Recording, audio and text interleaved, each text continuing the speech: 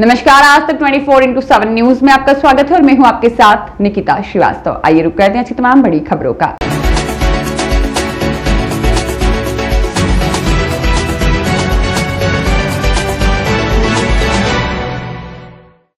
उप मुख्यमंत्री ने बेगा जनजाति परिवार के लोगों को हर संभव मदद का दिया आश्वासन। बालाघाट मध्य प्रदेश के उप मुख्यमंत्री और लोक स्वास्थ्य एवं चिकित्सा शिक्षा मंत्री राजेंद्र शुक्ला बेगा जनजाति परिवार को हर संभव मदद का दिया भरोसा। बालाघाट में 22 अगस्त 2026 मध्य प्रदेश के उप मुख्यमंत्री एवं लोक स्वास्थ्य एवं चिकित्सा शिक्षा मंत्री राजेंद्र शुक्ला जिले के बिरसा विकासखंड के ग्राम मछूरदा पहुंचकर बीमारी से प्रभावित बेगा जनजाति के परिवार से मुलाकात की। उन्होंने प्रभावित परिवारों से सामाजिक स्वास्थ्य संबंधित जानकारी ली और शासन की ओर से हर संभव मदद का भरोसा दिलाया। ग्राम पंचायत की सरपंच श्रीमती जिलसो राम सिंह तिलगाम सहित बेगा परिवार के बच्चों को टिककर में सहयोग करने की अपील की और बच्चों की मृत्यु हुई है और मध्य प्रदेश सरकार पूरी संवेदना के साथ इस दौरान मध्य प्रदेश अनुसूचित जनजाति आयोग के सदस्य भगत सिंह नेताम, पूर्व मंत्री रामकिशोर कावरे, राजकुमार कर्राहे, विधायक गौरव पारधी और विधायक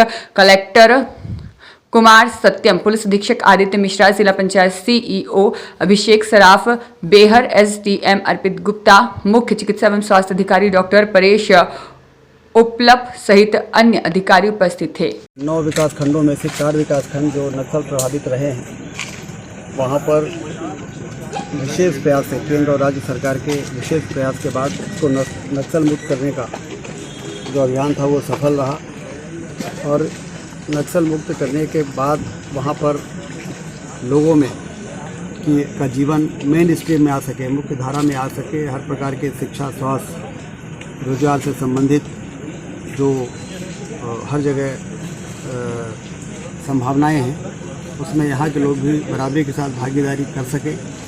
इसके लिए जो अभियान चल रहा है उस दौरान ये समझ में आया है कि वहाँ पर टीकाकरण हो या मलेरिया से संबंधित दवाइयों के छिड़काव हो, चाहे कुपोषण को समाप्त करने के लिए किस प्रकार से पूरे प्रदेश में कार्यक्रम चलते हैं, इन इलाकों में हमें विशेष प्रयास करने की आवश्यकता है। क्योंकि मासूम बच्चों की जो मौत है उसके जिम्मेदार कौन है? उसके लिए जो अभी प्राइमा फेसाई जो समझ में आ रहा है कि वहाँ के लोगों में जागरूकता लाना है और जो मलेरिया और जो टीकाकरण की कार्रवाई है उसमें कहीं कमी तो नहीं रह गई है, इसकी एक विशेष जांच करने की आवश्यकता है। क्योंकि अभी हमने टीकाकरण के अधिकारी को हटाया है और मलेरिया के अधिकारी को हटाया है और नए अधिकारियों की पदस्थापना की है और एक कैचअप प्रोग्राम शुरू कर रहे हैं जिसमें कि इन 4 ब्लॉकों में लगभग 350 जो गांव हैं, 1500 गांव बालाघाट जिले में है, जिसमें कि 20% गांव ऐसे हैं जो पूरी तरह से नक्सल प्रभावित रहे हैं। वहाँ पर ये भी बातें सामने आ रही है कि लोग वहाँ पर ज़्यादातर आगे आकर लाभ उठाने की आदत अभी उनमें नहीं है। डॉक्टर आते हैं तो वो कोशिश करते हैं कि हम वैद्य से दिखाएं और वो लेकिन हमें इसमें उनको प्रशिक्षित भी करना है, उनको जागरूक भी करना है। स्वास्थ्य विभाग और महिला बाल विकास की सबसे बड़ी लापरवाही सामने आई सर, इन पर कार्रवाई कब होगी? जैसा मैंने आपसे बताया कि अभी तो जिला मलेरिया अधिकारी और उनको चेंज किया है टीकाकरण अधिकारी को, अब वहाँ पर कैचअप राउंड शुरू कर रहे हैं और जब ये कार्यक्रम चलेंगे तो उस समय जिन लोगों की लापरवाही सामने आएगी उनको भी हटाने में और कार्रवाई करने में, अनुशासनात्मक कार्रवाई हो या अन्य प्रकार की कोई कड़ी कार्रवाई हो, उसमें सरकार चूकेगी नहीं। इन क्षेत्रों में सुविधाओं की कमजोरी रही है और प्रशासन को जनवरी माह में इस बात का पता चल गया कि इस तरह की समस्या यहाँ पर रोग फैल रहा है, तब प्रशासन ने सतर्कता नहीं बरती, तो अभी तक 25 मौतों के बाद भी किसी की जवाबदारी तय नहीं। अभी ये भी देखना है कि जो हमारे 0 से लेकर 18 महीने तक के बच्चे हैं जिनमें हम टीकाकरण की बात करते हैं, मलेरिया अधिकारी की बात करते हैं, कुपोषण की बात करते हैं, वो ज़्यादातर इन एज ग्रुप में 0 से लेकर 18 महीने तक ये ज़्यादा संवेदनशील उम्र होती है।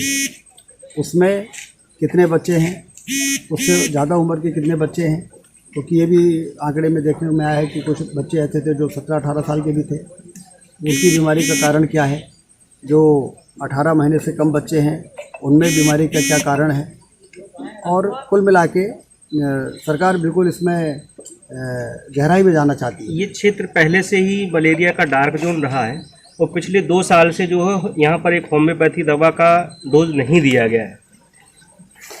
जिन लोगों ने लापरवाही की है उनके खिलाफ कार्रवाई होगी। और अभी फ़िलहाल मैंने जो मीडिया से भी जो जानकारी मिल रही है उसके आधार पर भी मलेरिया के अधिकारी, टीकाकरण के अधिकारी और महिला बाल विकास विभाग के लोगों के साथ भोपाल में मैं बैठक करूंगा। और इस क्षेत्र में दूरस्थ और दुर्गम अप्रोच होने के कारण वहाँ पर आवश्यकता पड़ेगी तो हम एडिशनल मैन पावर भी वहाँ पर डिप्लॉय करेंगे, जिससे कि हमारा आउटरीच जो है कैचअप राउंड जो है, जिसमें कि हर अंतिम बच्चे तक हम पहुँचे, हर अंतिम व्यक्ति तक हम पहुँचे। इसके लिए ज़रूरी अमला हमारे पास उपलब्ध रहे और मोबिलिटी सही रहे। दुर्गम स्थान भी है तो वहाँ पर भले ही 10 घर रह रहे हों, वहाँ पर हमको पहुँचना है और जितने भी स्वास्थ्य के कार्यक्रम चल रहे हैं उसको पूरा करना है। पूर्व में इन क्षेत्रों में दीनदयाल चलित अस्पताल इकाई बड़ा साधन हुआ करती थी स्वास्थ्य सुविधाओं का, वो काफ़ी दिनों से बंद कर दी गई है। उसको भी हम उसकी चर्चा करेंगे। और मेडिकल मोबाइल यूनिट तो हमारी चली रही है, जिसमें कि हर प्रकार की सुविधाएं रहती हैं।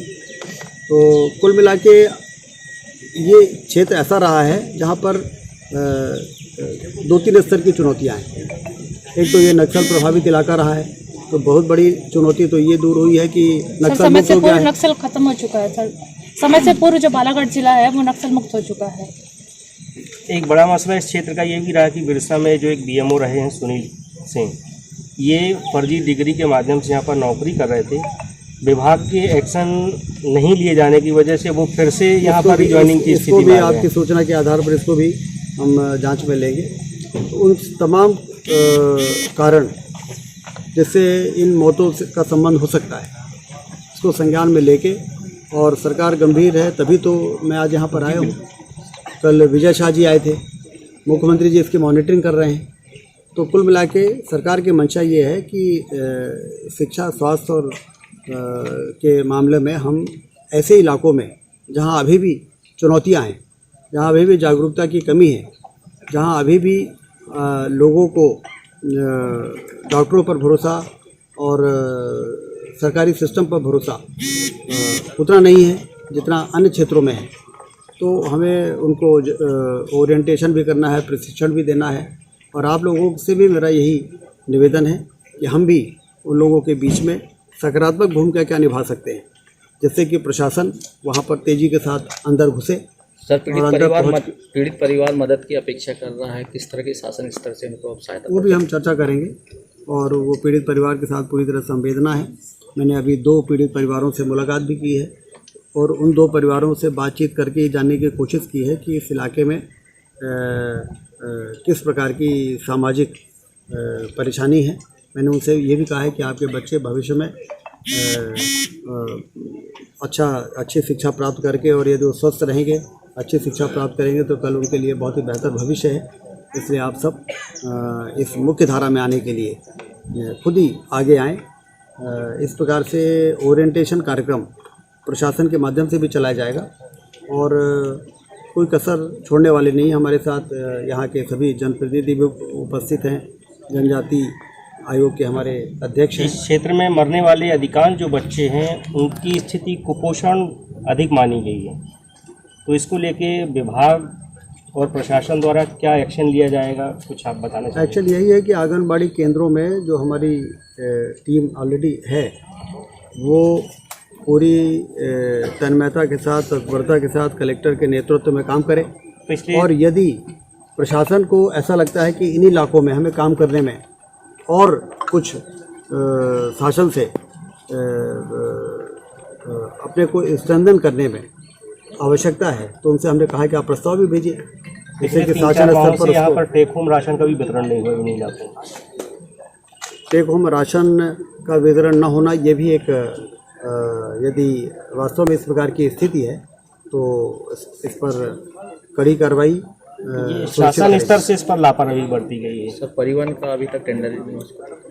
हाँ, लेकिन उसके दूसरे विकल्प प्रस्तुत किए गए हैं।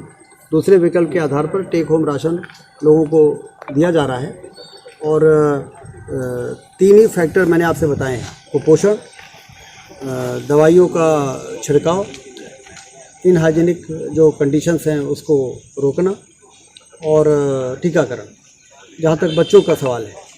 और बाकी जो मैच्योर्ड एज के लोग हैं वो हेल्थ के प्रति हमारे जितने यहाँ पर सब health centre, private health centre, community health centre हैं, ये ठीक से चलें।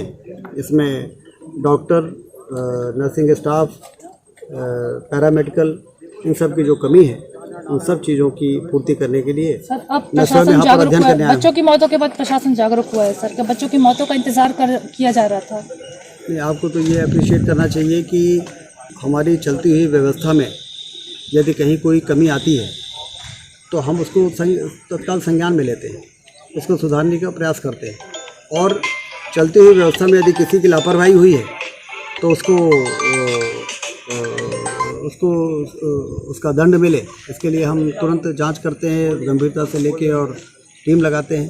तो जो दोषी है, जैसा मैंने शुरू में आपसे बताया कि उनके खिलाफ तो कार्रवाई होगी ही, जिम्मेदारी तय होगी, लेकिन भविष्य में इससे सबक लेके और ज़्यादा काम का विस्तार कैसे हम कर सकते हैं, उस पर शासन स्तर पर और जिला स्तर पर क्या निर्णय की आवश्यकता है, ये काम होगा।